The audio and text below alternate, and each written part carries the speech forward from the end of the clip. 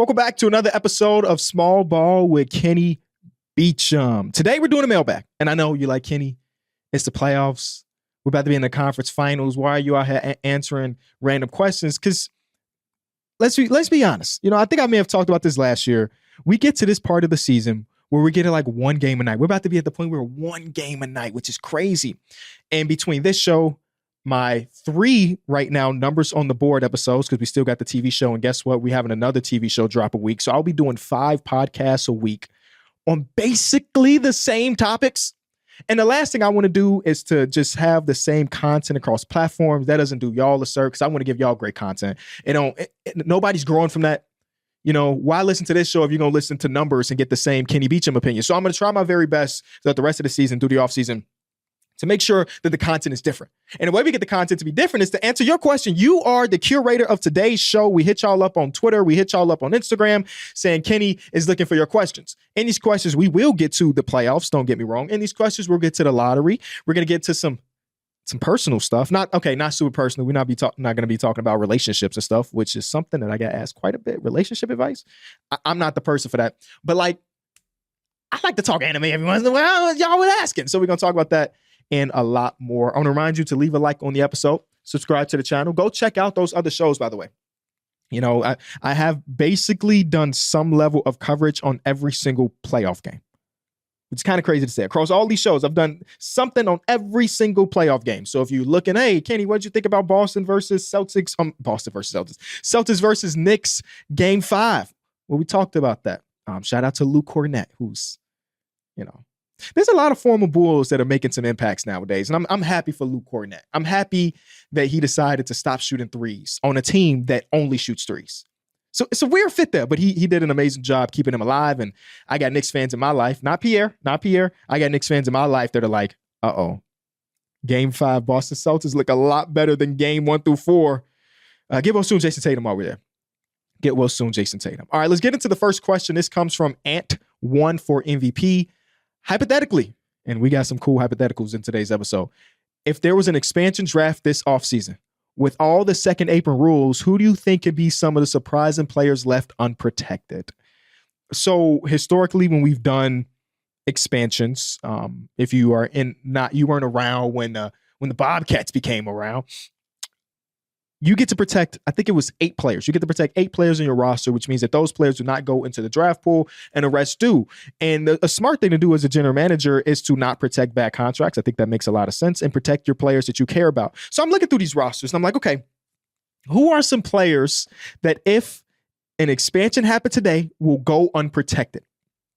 And this is what I came up with. I got 2 levels. I got a guaranteed or people to make you think. The guarantees are, of course, Bradley Beal. Bradley Beal basically has $110 million left if you include his player option, which he will take. The Suns want to get rid of him. He's got a no-trade clause. That is the easiest one to leave unprotected. And guess what? If Vegas existed or Seattle existed as an NBA teams, they're not drafting that contract of Bradley Beal, but he will be left in the pool. Then I was thinking about some other teams, some younger teams that have a surplus of talent. A part of the trade to get rid of Damian Lillard or to transition away from the Damian Lillard era in Portland, you acquired a guy in DeAndre Ayton. You acquired Robert Williams, and then you drafted Donovan Clingan. And you're like, I feel pretty okay about if you wanted to trade Robert Williams away, there would be teams interested, even though with his injury history, you might not get a haul for him, but teams would be interested. It's a smaller contract. I think it's got 2 years, $22 million left. That's really nothing. But DeAndre Ayton? It'll be hard to move on from that DeAndre Ayton contract, considering almost every team in basketball have a center that they trust. And I'm just not paying DeAndre Ayton that amount of money left unprotected. Staying with the same team. Jeremy Grant got that big ass contract after Damian Lillard, or right before Damian Lillard requested a trade. And he has just changed so much as a player. That could be circumstantial. That could be whatever. But Jeremy Grant used to be a guy that could do a little bit of everything. And now he don't do a little bit of nothing outside of scoring the ball. So he'll be left unprotected because there's a lot of years left on that contract. Terry Rozier, come on, man. He don't fit into the same group of the guys like Bradley Beal, former All-Star, DeAndre Ayton, not a former All-Star, but was teetering that line at some point of his career. Terry Rozier is not that. But I swear the Miami Heat would love to get rid of that guy right now. I swear they would love to get rid of him right now. Then we have a guy like Terrence Mann, who still has $35 million guaranteed on the Atlanta Hawks. I think he goes unprotected, but he's even a level lower than some of those other dudes. And now we get to the ones that Would they leave him unprotected? There's a lot of stuff going on in Milwaukee right now. Do Giannis want out? Does he not? Giannis, this is me being a friend of yours. Consider our options. I know that's something that you're allegedly doing is consider our options. Hypothetically, if Giannis goes into the front office and say, hey, man, it's my time. I've appreciated the 12 years I've spent here. We got ourselves a championship. I'm a 2-time MVP. I'm a DPOY, yada, yada, yada. But I don't see a world where we can be contenders again. And then you ship Giannis away. Boom. Now you're left with Damian Lillard coming off his injury. You're left with this. You're left with that. And you got to think to yourself, do you protect Damian Lillard?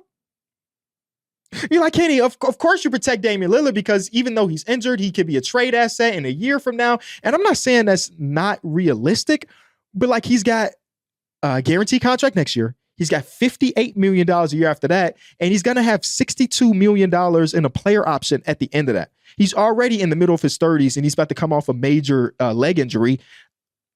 It might be one of your ways to get rid of the Damian Lillard contract under the assumption that Giannis is not coming back. Something you got to think about. Because the alternative to that is like Damian Lillard will come back from his injury. He'll still be great, and then he'll be easy to move. But I just don't know how much you trust the science or the history of an Achilles injury on a smaller guard that's in his 30s. I just don't know where you land on that. So it's a conversation that John Horst and the rest of the guys would have to really sit down and think about. The next one you got to think about is Paul George. Signed a 4-year, $200+ million contract. We're in year one of that, and everybody's looking at it like, ugh. But shout out to Podcast P. It's officially back. And you think about, them having a 3rd overall pick, and we're going to talk about the 76ers in a future question here. But you get to asking yourself, if you unprotect Paul George and some other team picks him up, how much do you actually lose as a team?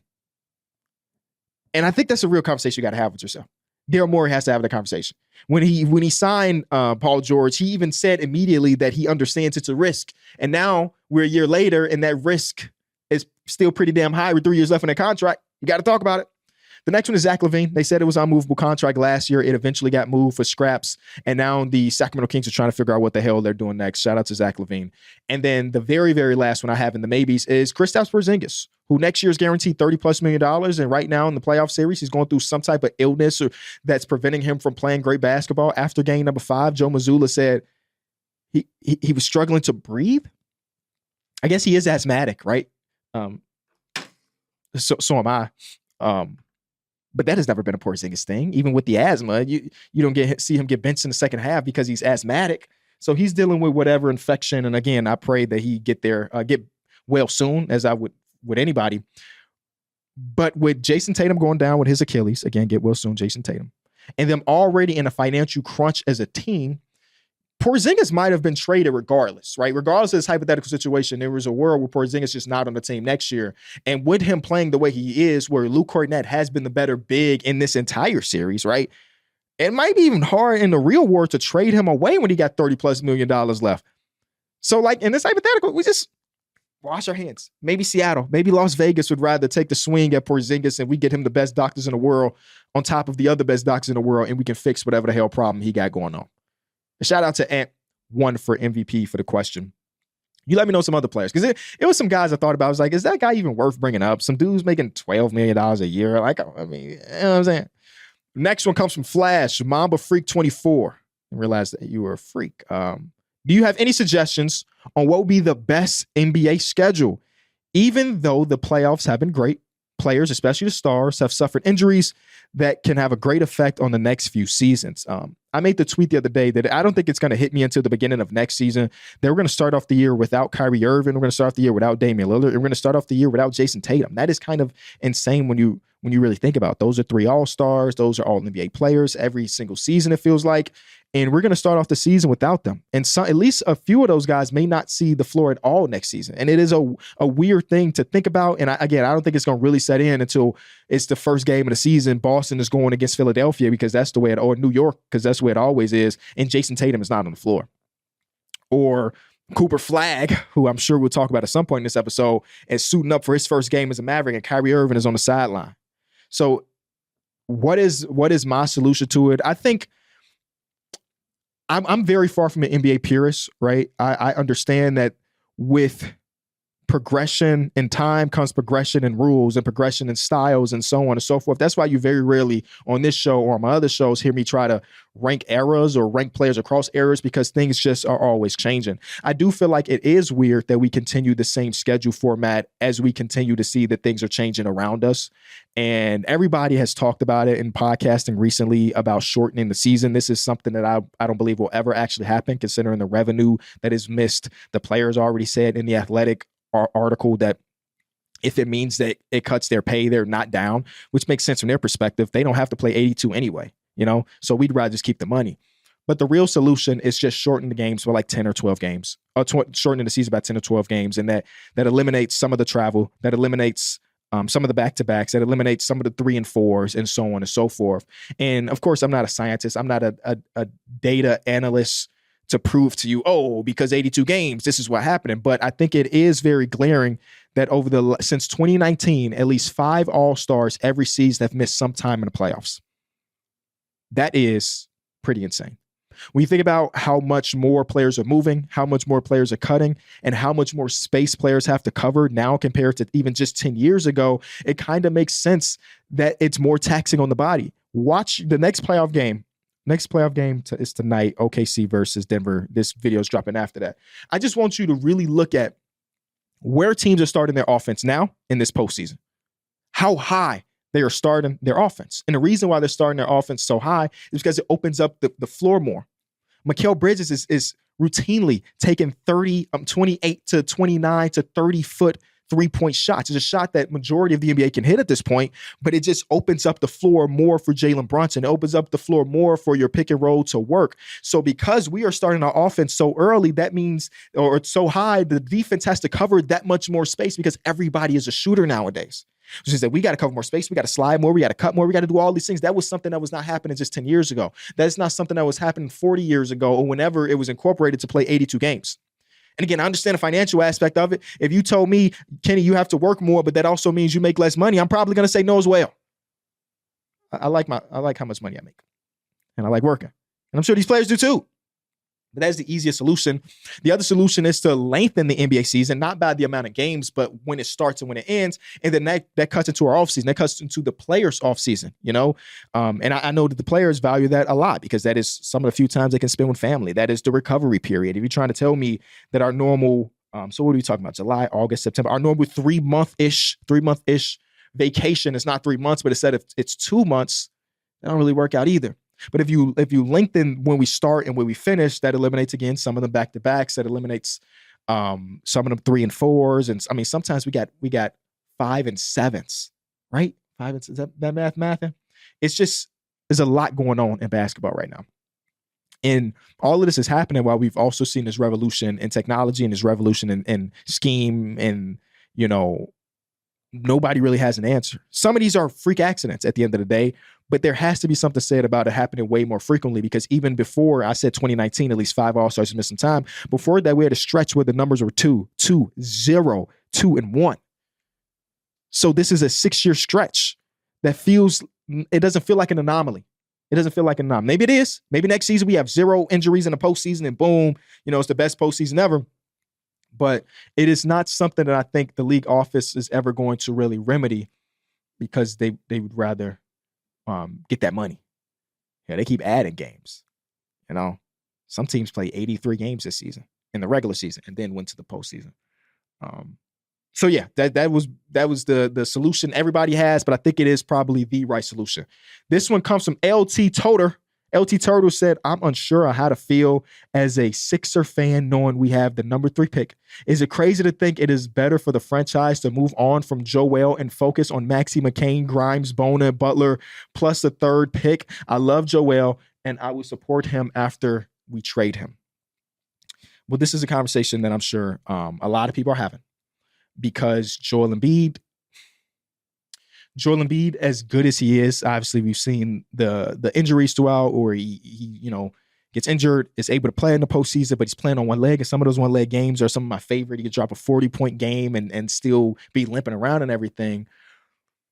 But they should probably, this is what I would say, for the next year or so, because at the end of the day, even if you trade Joel Embiid, you probably are going to struggle to get off the Paul George contract. Hell, so I think that even though it is rare that the whole 2 timeline thing works, because that's basically where y'all are going right now. It is a Golden State Warrior adjacent, the 2 timeline thing. We have our oldies and the Paul George and the Joel Embiids, and then we got that crop of youth that I just said, plus probably Ace Bailey or something along those lines.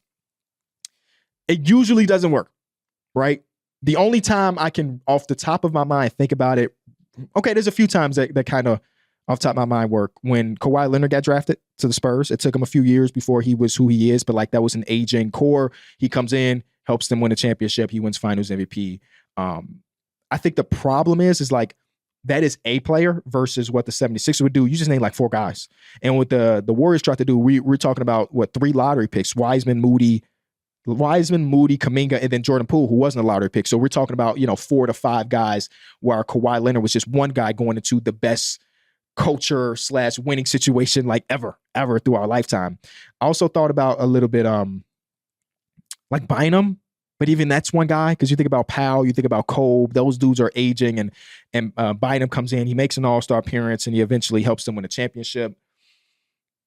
And then I guess Kobe on the other side of that, when Kobe was a young guy, right? Kobe comes in, him and was D Fish the year before him, the year after him? Him and D Fish come into the Lakers, an aging core, and they bridge the gap. It does help that they ended up with Shaquille O'Neal just a little after that. But it's rare that it actually works.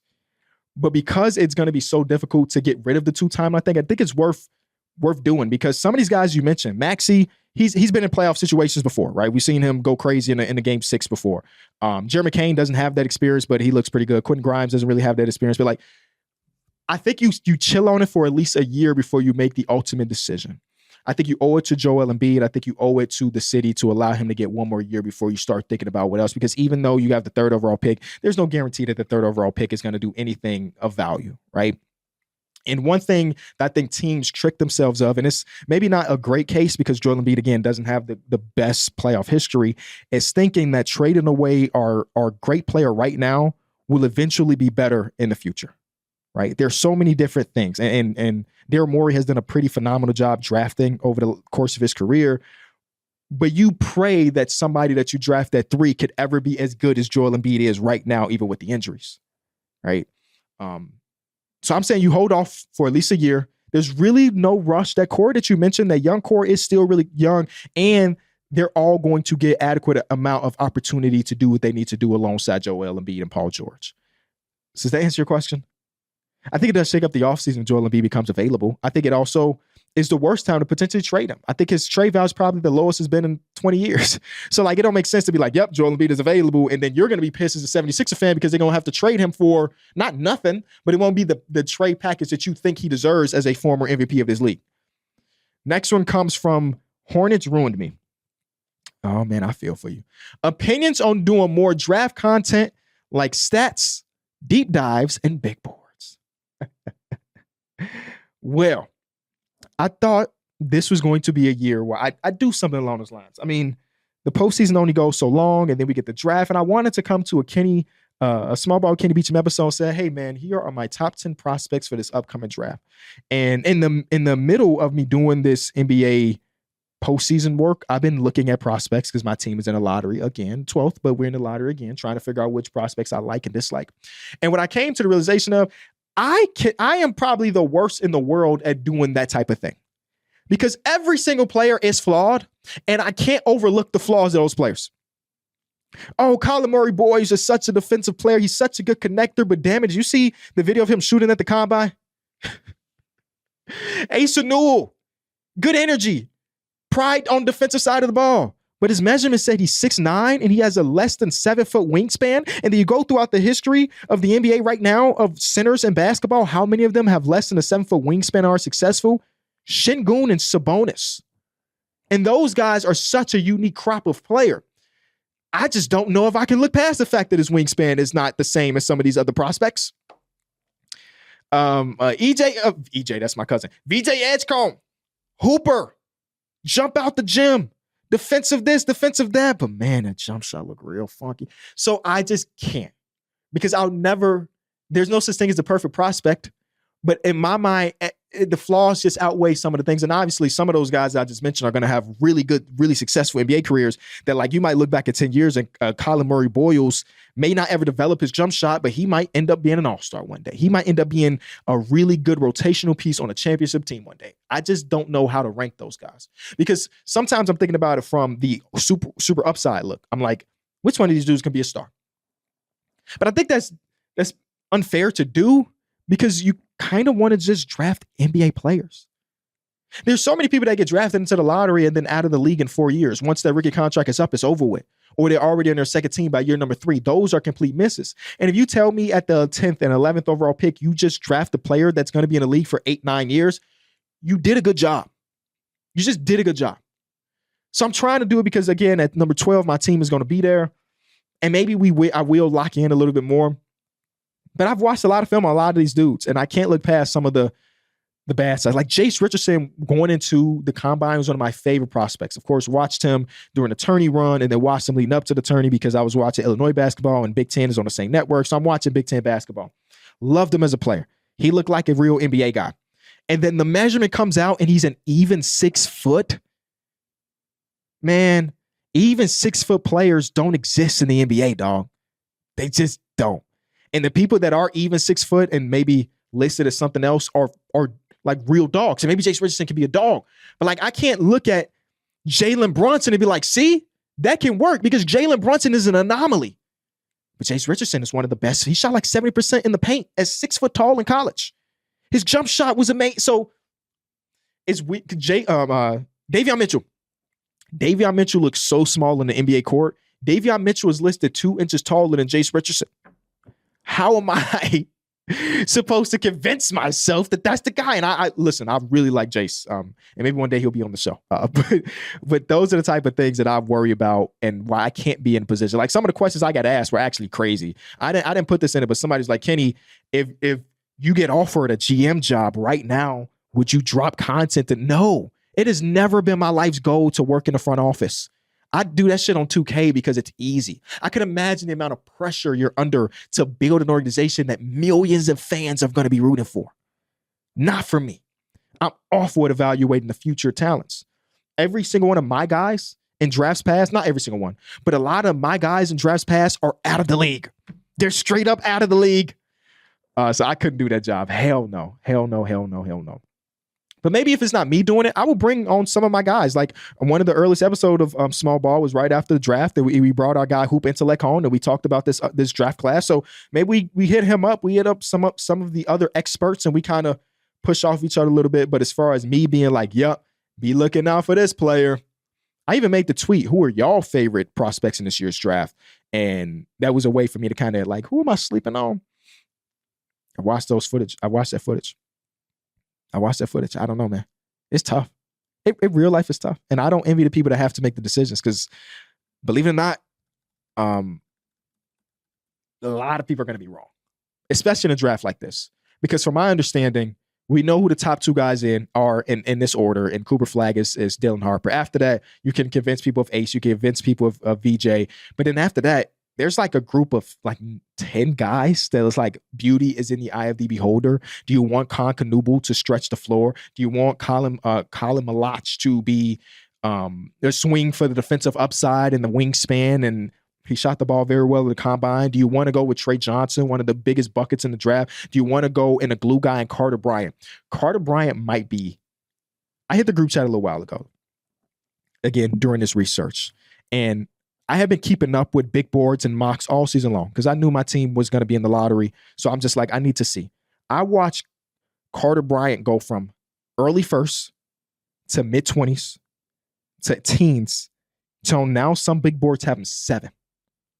And I think the reason he is jumping like that, the beauty in the eye of the beholder for sure, he's one of those can't be out of the league in 3 years prospects, even though he averaged 6 points in college. He just does so many things really well on that will translate to the NBA. Great defensive player, shot blocker, shoots the ball well, just prototypical type of guy. And again, you kind of want to just draft guys that will be in the NBA, even if that means his ceiling is not the same as Derek Queen or some of the other guys beneath him on the big board. but he might just be a real NBA player for a very long time. I just committed to it. We're doing some type of draft work.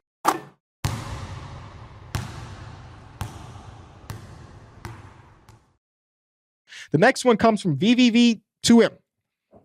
It's at the Minnesota Timberwolves / Minnesota Vikings picture. What is that? Oh, that's Ant-Man and Jetta. Okay, when they did the jersey swap, just like Randy Moss and KG. Where do you rank Halliburton amongst point guards in the league, and how do you rank the point guards left in the playoffs? I'm going to bypass the second part, but I think it is interesting to think about the postseason when it comes to ranking players, because it's a whole different animal.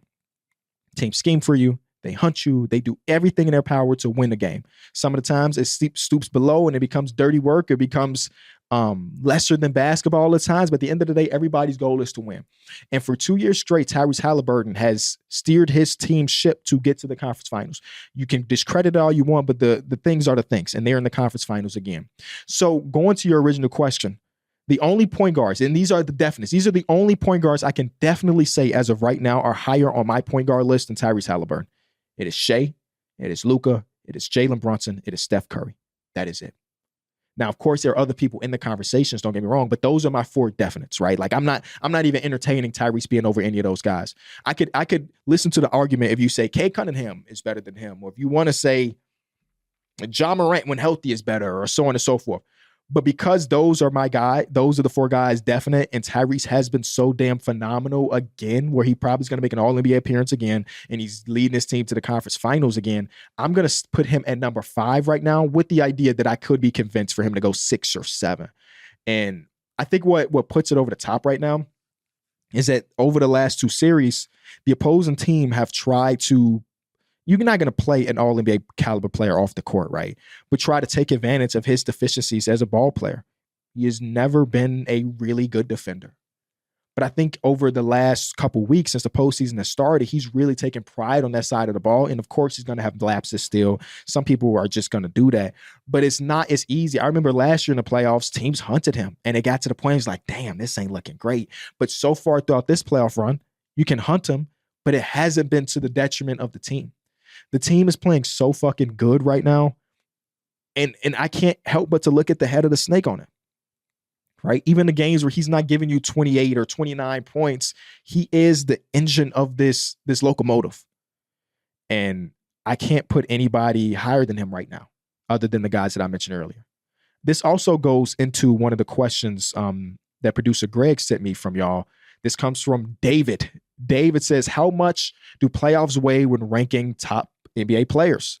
Brunson's a top 15 guy, but in the playoffs, he's neck and neck with Jokic. How do you balance regular season versus playoff performances? I am heavy on the postseason being more important when it comes to rankings. And the NBA rankings don't really matter, but the postseason definitely holds better weight. Some of the guys that I mentioned here, like Luka Doncic, didn't have a great postseason for his own standard, but he's Luka Doncic, and he showed us 3 years before this. So, like, you know, him having a bad postseason this year by his own standard again does not make me put him lower on the list. You know, like he has earned that level of respect for me. But outside of that, when we talk about players climbing, the postseason has to be front and center, in my personal opinion. Because, again, it's just a whole different beast, man. It truly, truly is. When you think about players having great games on back-to-backs, well, that team couldn't necessarily scheme against you on Monday or scheme against this guy on Monday then play you on Tuesday. We have this uniform thing, and we might make some adjustments because we have these presets. For every fast point guard, we do this. For every back to the basket big, we do this. But now in the postseason, where it's like we have 4 days between Series A and Series B to really gear up on you, to stop you. And for those guys that step their game up in those situations, I got the utmost amount of respect. Jalen Brunson, again, is a phenomenal example of this, where teams are going to do everything in their power. I mean, the Boston Celtics, you can see Drew Holiday, all defensive caliber player. Derek White, all defensive caliber player. Jalen Brunson in 101, I could say he's all defensive caliber, just 101. I know some of the peripheral defensive things he's not that amazing at. And he's seeing all of those different looks and playing phenomenally. The same thing last year. I truly do value that, even if that means in the regular season, he's only averaging 27. The postseason, we could say, this rock is yours for this 12-minute stretch, take us home, and you do it time and time again. I don't really give a damn if somebody did the same thing in the regular season and didn't translate to the postseason. So it is, I would say it's like 85-15. I really weigh that postseason really, really heavily. Really, really heavily. Next question comes from, dude. Okay, I'm going to say shout out to this dude.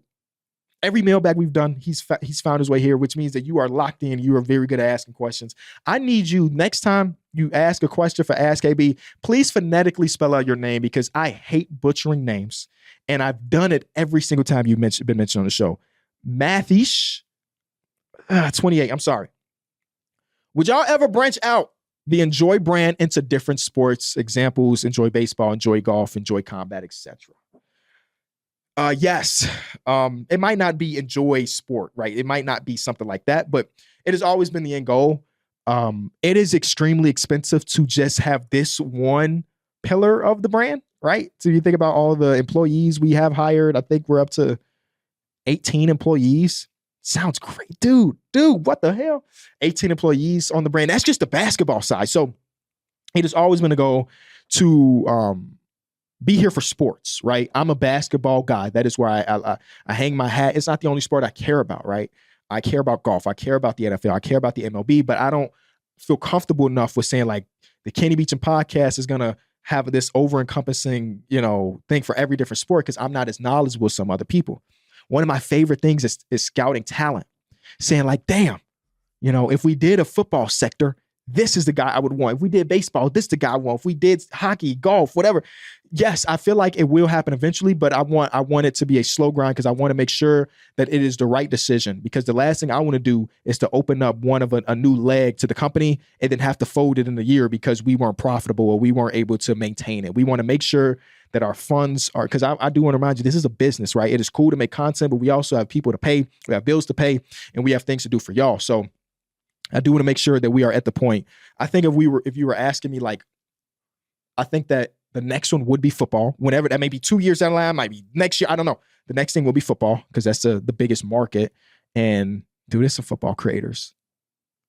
I don't know if the NFL understand or some of these NFL networks or people that have NFL rights understand all the great content that exists in social media around the game of football. Like if you don't go on to get them, I'm gonna try my damnedest to get them eventually. I was going to give a shout out. I don't know who listening. Don't be trying to steal our talent, damn it. And then like, I don't want to miss the boat on this, but like the way golf has exploded over the last couple of years, I feel like every single brand didn't have a golf sector until like 2 years ago. And it is becoming that big. Hell, I'm missing the PGA championship to do this podcast for y'all, man. Priorities, sacrifices. The long of it is yes. The short of it is yes. The long of it is yes, but. Next one comes from Adidas Shorts. This is where we have to get real personal. After watching Freerun, what are your top 10 anime/mangas? I promise we're going to get back to basketball, but damn it, I like talking anime. So I do want to say some of the newer age stuff I'm so behind on, right? I've read Spy Family, was reading Sakamoto Days, so on and so forth. But like if it has come out in the last, let's say 2 years, I probably haven't watched it. I mean, I've read some of it, but I haven't watched it. And I am very far from being super knowledgeable on this topic. So don't be like, man, Kenny, your list is trash. This is, God damn it, he asked me my top 10, not the top 10. This is my top 10, my favorite ones. So the order of it, hey, I spent more time on this order than I did last time we did ranking point guards or numbers on the board, bro. This is tough. But here we go. My number one anime/manga is One Piece. Manga specifically. I have not watched the anime. It was really just a journey. When people talk about it being over 1,000 chapters, it can be very, very intimidating. And trust me, it was intimidating. But once you're in the story, it flew by. I remember getting the first box set and reading that first box set in like 24 hours. I may be exaggerated, but like I read through that shit and I just kept going. And I'm a few chapters behind, like more than a few chapters behind because playoffs and everything. But that was by far my number one. So many life lessons to be learned. So many great, intriguing characters. The world building is 10 of 10. It's not many negative things I can say about One Piece. And the only negative thing people can say is that it's too long, which good stories take a long time to develop. How are you going to develop 1,000 characters? You need 1,000 chapters. Duh. My number two, and this is one of the new age ones, is Freerun. I couldn't put it any lower than this. That is, again, I love world building. I think that might be one of the things you're going to notice in my top 10. I absolutely love when I can be immersed in a world. And I thought that Free One in just one season made me feel like I was in this world. It starts off so different than any anime that I've really watched, again, not being like this super anime guy, where I didn't really know what this show was going to be about. I just heard that it was people were hooping and people loved it. And I eventually fell in love with so many of the characters. Like my Discord picture is from this. Like it really is in a world where I thought that my anime consumption and my manga consumption was going to be people boxing. This is one of them ones. It's like, no. We don't need high action. This is good storytelling. This is good emotion. It's about grief. It's about everything in life. So it's definitely number 2. My number 3 is the Attack on Titan show. I didn't read the manga, but Attack on Titan. What can I say? Everybody loves Attack on Titan because it really is like that. Whether you love the ending or hated the ending, it doesn't matter. World building, again, A1. Make you feel like you belong there. You know the stories. You know the twists. You know the turns. And are you team? You're a Jaeger. Was it the Jaeger? What was it called? It's been a few years, but. Were you team Aaron or were you team others? And the boxing was great. Levi versus the Bigfoot looking one. Damn, I'm forgetting names. My number 4, and this is going to be really high on this list, but damn it is my list. Ranking of Kings season 1 specifically. Don't talk to me about the rest of that series. Season 1, and I think the reason I loved it so much because it came out of left field. The art style is so different than anything I've ever watched. It's about a little fella named Boji, who is deaf, and he's a little guy. I don't know how else to explain it. It's like one of the ones where I need you to go in and watch it if you're out of the know. But the last 2 episodes, the choreography when it comes to like the big, so it's really high on my list. But I don't give a damn. My next was Hunter x Hunter. You're gonna see some classics on here. Hunter x Hunter was a classic. Nobody needs to talk about Hunter x Hunter. The next one is Naruto, another classic. Gotta have it on the list. If it wasn't for Naruto, I would never even got into anime, never got into manga. That was a lot of people is DBZ. For me, it was Naruto. Next one, 20th Century Boys, the manga / 21st century, wherever you're at with it. The manga, so many twists and so many turns, trying to figure out what the hell the story is really about. And I still I want to go back and reread it because I feel like there's still some things I missed in the overall storytelling. Next, I realize that I'm going long, so I'm gonna speed through these last ones. Vinland Saga, the manga. Vinland Saga, good coming of age story. I thought season 1 did an amazing job when it comes to the anime. And then a lot of people fall off on season 2 because it's not as jam-packed and action-based, but it's not really about that. And again, great world building. Say it with me. And then my last 2 are the Slam Dunk manga. I mean, I'm a fucking basketball creator, baby. You had to know that Slam Dunk was going to be there. And then very last in my top 10 is Odd Taxi. Odd Taxi confused the hell out of me my first watch through. And then eventually, my second watch, it was like, okay, this is it. And then I got Full Metal Alchemist on my rewatch list. I watched it when I was a kid. Or not a kid, but earlier in my life. And I don't remember too much about it, but I know it's one of them ones. So that's my top 10. We'll move on. I promise. Roundball Renaissance says, have you ever truly considered switching fandoms for any sport? No, but I don't blame people that do, right? I hate the idea of because I planted my flag here when I was 7 years old, I need to believe in this organization, these people up top, these players, so on and so forth. At the end of the day, some of these ownership groups don't give a damn about your fandom. They don't care about putting a winning product on there. So why should you have to suffer, right? So when Luka got traded, I understood every single Mavs fan that said, nope, I'm out. I also understand those Mavs fans I'm back in, baby. First overall pick. You feel me? I personally have never been there, even though my Chicago Bulls haven't been good in my adult life.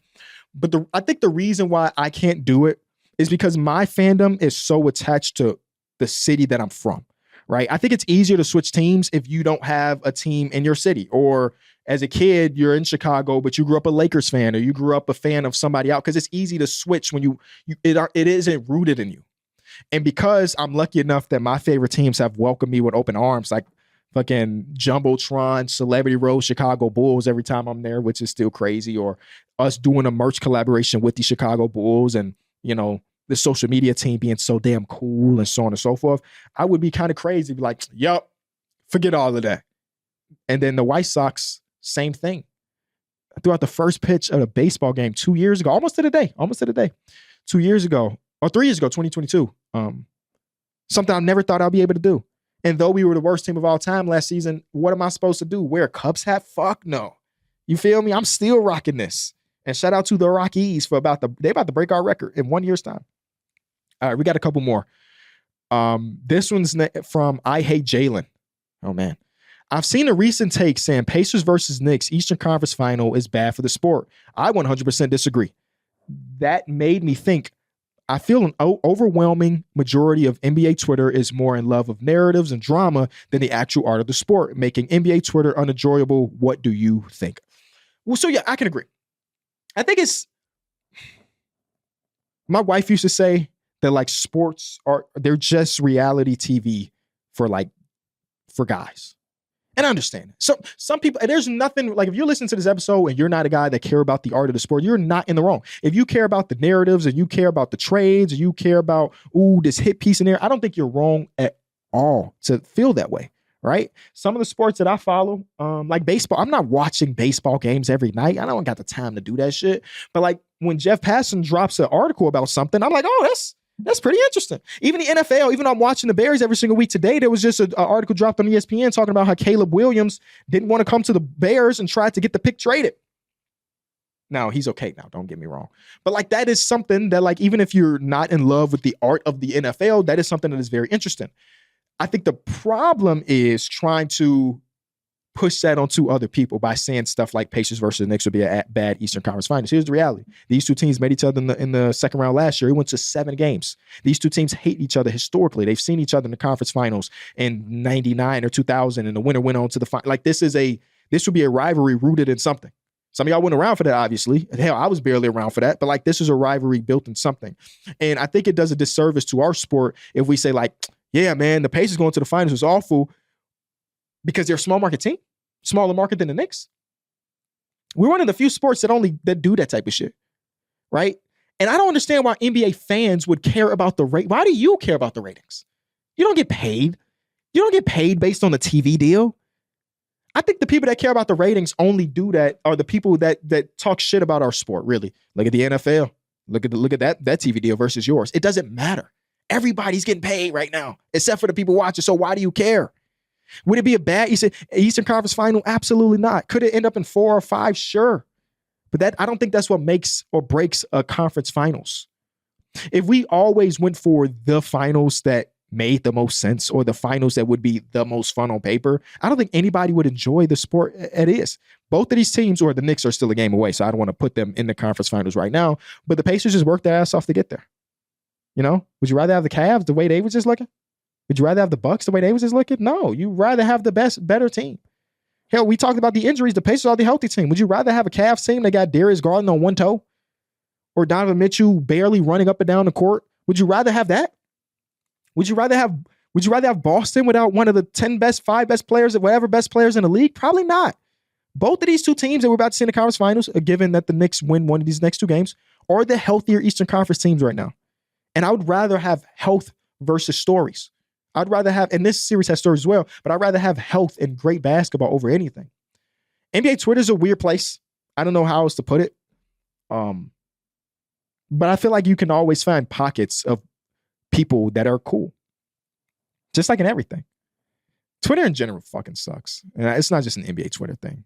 I blame Elon. I always will. All right, a couple more. This next one comes from Grant. What do you think the future of the Warriors hold with Jimmy, Steph, Draymond combo? I'd imagine they want to run it back just with some extra pieces, but it feels like they're racing father time as well.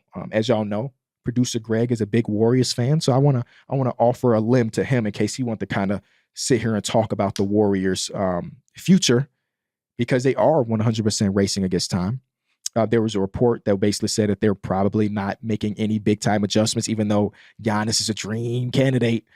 So Greg, yeah, talk to me. Yeah, your season officially ended last night. And what do you think about the future going forward? Yeah, the season ended last night, but it really ended last week. I think I came to acceptance pretty quickly that once Steph went down, they weren't going to win another game, let alone the series. So I feel okay. Yeah, I love the Jimmy edition. I wish it was made a month or so earlier than it was. And I think it likely could have been. And I think it would have saved them from kind of going full tilt down the stretch for a full month or two before the playoffs even started. And that, that probably led to Steph wearing down in his body and the hamstring giving out. That being said, I'm really optimistic about the next 2 years. There's no guarantees in this league, and Steph's injury showed that. Tatum's injury showed that. And as they get older, there'll be more and more risk. But I love the 3 core pieces with Jimmy, Dre, and Steph. And yeah, I do think that if you fill around them someone like a Cam Johnson, or let's say instead of Kuminga, it was an Obi Toppin type of player, I think they're right in the mix. Do I think they'll be a favorites? No. But you get them a solid wing piece, maybe another backup big, maybe another backup point guard. They are right there with the top teams in the league, and they have a chance. And that's all I can ask for as a fan with Steph's last couple of years. I don't think until the Jimmy trade, the last 2-3 years, they really have not had a chance, which is a big bummer towards the end of Steph's prime. But let's see if they can get one more. And I think they will have a real shot one of the next 2 seasons. Yeah, I think the hope is the only thing that matters in this instance, right? Just having something, as you could say, there's a chance when, again, before Jimmy trade, that wasn't the case. I think Jonathan Kuminga becomes super interesting after his last couple games where obviously I don't think this was in the question, but he obviously is an NBA player. It's just a matter of what type of money will he be able to be offered. And I would not be surprised if based on his last couple games, there will be teams like throwing him an offer sheet and then that changes some things for them. I know you mentioned Cam Johnson as like maybe there's a sign and trade there or something along those lines, but based on the article that came out today about him looking off Steph Curry occasionally and they're rubbing people the wrong way, I just don't know how you bring him back, right? It has to be something where he is the piece to get better because there's not many ways to do that because of Curry's contract, Jimmy's extension, and Draymond's contract. The only way you can really get better is, again, through future assets like a Kuminga / draft capital. Yeah, I mean, they showed their hand with sitting Kuminga at the start of this playoffs. He's not coming back. And while it was nice to see him play well the last couple of games, I don't think that was necessarily surprising or to the Warriors or changed their minds in any way. It's always been about how he fits when they are playing at their best and they are playing winning basketball. That's Steph on the court, and he has not been able to figure that out. And the last 3 off seasons has always been about, well, can he make that leap? Can he make that leap? I don't think you can keep saying that every off season. So to your point, best case scenario, he did up his value and they can have a nice sign and trade. I'm not sure how he's viewed around the league outside of the Warriors, but he's not someone that can bring back. And I think they showed their cards that he's not. But I'm sure they're happy that he played well, so he improved his value. Yeah, I'm sure that's the silver lining of it all. I just wonder what type, assuming there's a sign and trade going on, what type of player would they prioritize? Some of the lineups that y'all had to run yesterday were disgusting. Right? I mean, I think a big goal of next season should be, come time playoffs, Steve Kerr should not be searching for lineups. For sure. And I think, I don't think that's Steve Kerr's fault, by the way. I think the roster they had, there weren't too many guys that you could count on game after game. So I totally understand that he was just kind of throwing random lineups out there and seeing what worked, but they can't be doing that next year. So I don't know if they get off their young guys like a Moody they try to trade or a Podziemski they try to trade. I'm sure Lakeup does not want that. But they've got to get real veteran NBA players that they can count on, and really maximize this last 2-year window. Yeah, I think size should obviously be something that's addressed, whether that is through a starting big or just somebody that you trust more. Because even like Trace Jackson Davis gave you a few moments, but also he only played the first couple minutes of every half occasionally. There are certain parts in the series where this makes sense because he was a second-round rookie, but like Quentin Post literally couldn't play, and they had to rely on like Looney coming in and do it. So just completely relying on the small ball lineup. And I don't think the Western Conference is getting any smaller anytime soon. So it's like just having some type of option as a big, it will go a long way. Yeah, I think they're going to invest in Post this summer in terms of his development. I'm sure they're going to bank on him developing. And he's the type of guy that I think really can. And as a regular season player, I think he, can hit 2 or 3 threes a game and be a big body. So I definitely think he'll be on the team next year, and I think he'll get minutes. But to your point, yeah, they need I don't know if they can get a Miles Turner, but they need a legitimate big guy that can take the burden off of Draymond a bit. And yeah, Draymond wore down by the end. Mhm. And again, he had to play the starting five for months towards the end of the season just to make the playoffs. So that's what they really have to avoid next season. Yeah, I mean, Draymond had to deal with Şengün one series and then Julius Randle the next. Those are two of our biggest bruisers in the NBA, and that's just like really tough. And for what it's worth, I'll say on that point, and you know me well enough to know I'm pretty critical of the Warriors despite being a big fan. I think they win this Wolves series much easier than they won the Rockets series if Steph's healthy.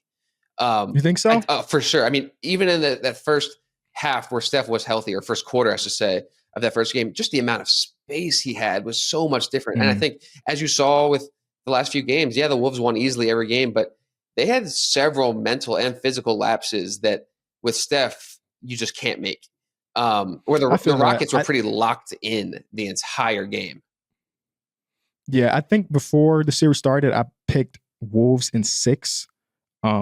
Just kind of going off how amazing they looked in the previous series. There were times where we watched this series versus the Warriors where there was like a quarter stretch. We're looking at each other like, this is the same team that just beat the hell out of the Lakers. And you might have something here when you're saying like, yeah, you can't do that versus Curry. But I do think that they just had the better roster. They may not have had the best play on the court because Steph Curry would be there, but I think that the better roster would have gone out there and made some things happen. But with Curry, you probably don't go on 8-minute stretches without scoring. So it was so brutal to watch. It was such a tough watch. Yeah.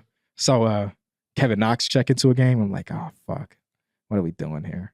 What are we doing? Yeah. Braxton Key. All right. We got a few more. But before we get into that, I want to talk about some of the FanDuel odds for the rest of the postseason right now. We are gearing our way up. At least, I can't say for sure. We're gearing our way up for an Indiana Pacer and New York Knicks conference finals we mentioned a few questions ago.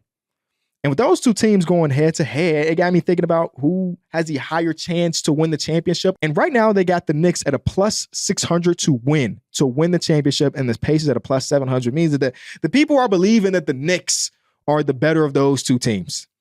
For what it's worth, the OKC Thunder are on minus 140 to win it all. So like OKC is the last team to one of the last teams to punch their ticket to the conference finals, but people are still believing in them being the team, which makes sense to me. But on the Eastern Conference side of that, it should be a good series in a dogfight. And if you ask me today, between these two teams, I think I'm leaning more Pacers than Knicks.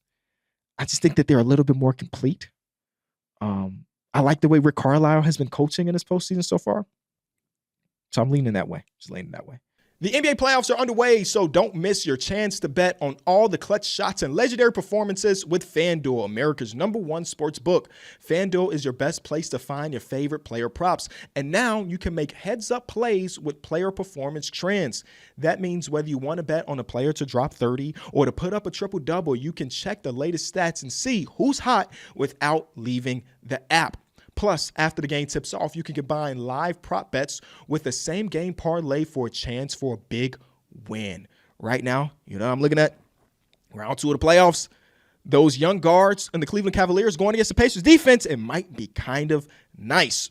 So if you don't already have FanDuel, it's not too late to jump into the playoff action.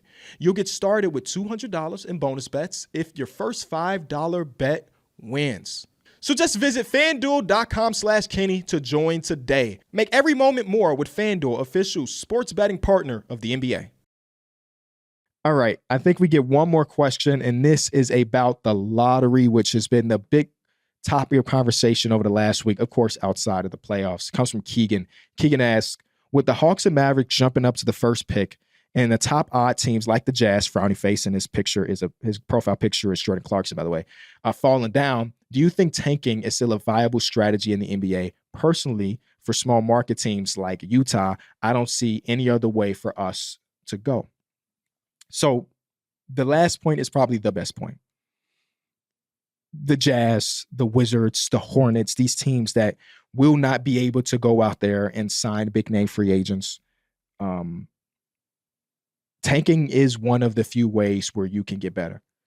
whether that be you tanking to draft your next superstar or tanking to the point where your picks are super valuable, where you can trade those picks for something. There really is no other way. You do have an outlier like the Indiana Pacers, who have one top 10 pick in 30 years, being Benedict Mathurin a couple years back.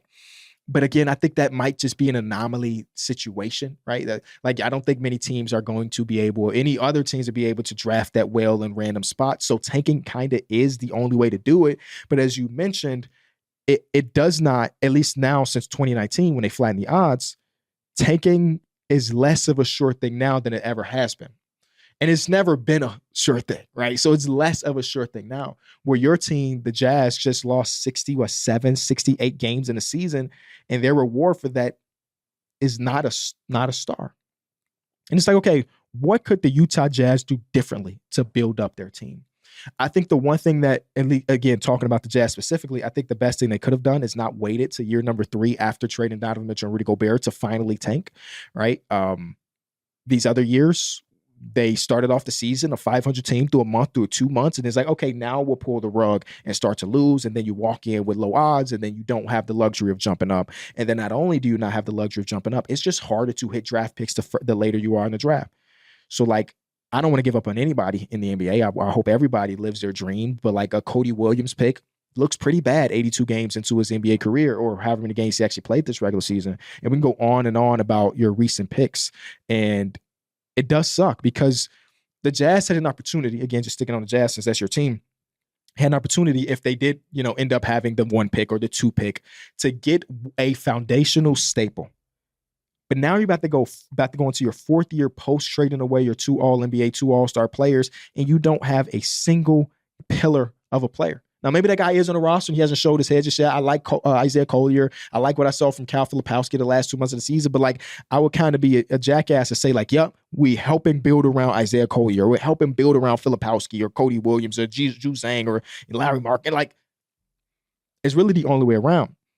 And one of the questions I asked Adam Silver was like, do you think that the flattened odds is working? And he said, yeah, but he also said it's going to take more time to figure out. We only have what's now 6-year sample size of what the flattened odds can do. And again, you did see the jump from Atlanta. You did see the jump from the Mavericks. We've seen jumps here or there. But it does hurt some of the smaller markets. I think that's fair to say. Sometimes it even just hurts straight up the worst team, where, the worst team has dropped to number 5 3 years in a row. And even the team that was the worst team for a couple years stretch, the Detroit Pistons, finally made it happen, but they didn't make it happen because of the 5th overall pick they got 2 years in a row. They made it happen because they had the number 1 a year before that. Kate Cunningham is the guy. And yeah, you draft well at 5, or Asar Thompson, but that wasn't the swing that the staple that you got was Cade, and then we do the rest around that. And it's just harder and harder and harder the further you get away from that. But I think we're so early on, and I kind of agree with Silver in this case. I think we're so early on that it doesn't make sense to change it back or change the strategy just yet. I think we still need more sample size to figure some things out. We have to see what happens with the Jazz, with the Wizards, or some of these other teams that haven't had the luxury of jump, or some of these other teams that have only fallen in the draft, before we say like, this is completely wrong. Because next year, you might have AJ DeBonsa, right? He is in BYU this season, right? So you might have that, and you're like, okay, yeah, we failed in the Cooper Flag draft, but we got this guy, so it makes up for it. I've been seeing some things, ones from the audience, like, hey man, what if we did it the way the NFL did it, or the way we do it? That encourages taking even more. And I know the NFL is different, right? NFL teams aren't necessarily tanking, but in the NBA, you told me you're guaranteeing me the number 1 pick if I'm the worst team. You're going to have a team win 5 games, specifically for Cooper Flag. Let's get into a couple of the questions from the audio listeners. Yo, what's up, Kenny? I've been a big fan for a while. I was wondering what your favorite playoff series of all time is. Thanks. My favorite playoff series of all time. My favorite playoff series of all time. I'm going to try to steer away from like Golden State, Cleveland, the shot, the block. I'm going to try to steer away from that because I think everybody enjoyed this series outside of Warriors fans.